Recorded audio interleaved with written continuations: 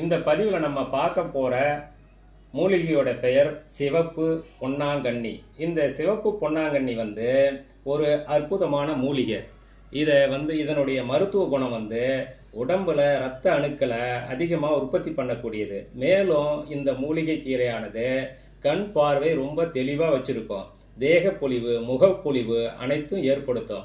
இந்த மூலிகையை வாரந்தோறும் உட்கொண்டு வந்தால் குடல் நோய்கள் எதுவும் வராது. உடம்பு உஷ்ணத்தை தணித்து தேகம் பலப்படும், முகம் அழகுப்படும்.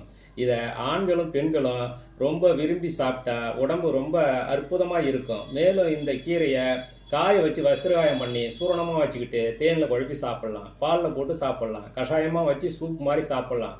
இந்த பொன்னாங்கண்ணி, சிவப்பு பொன்னாங்கண்ணி கீரையை நீங்கள் எந்த விதத்தில் சாப்பிட்டாலுமே முகப்பொலிவு, தேகப்பொலிவு ஏற்பட்டு உடம்பு வஸ்திரகாய தேகமாக மாறும்.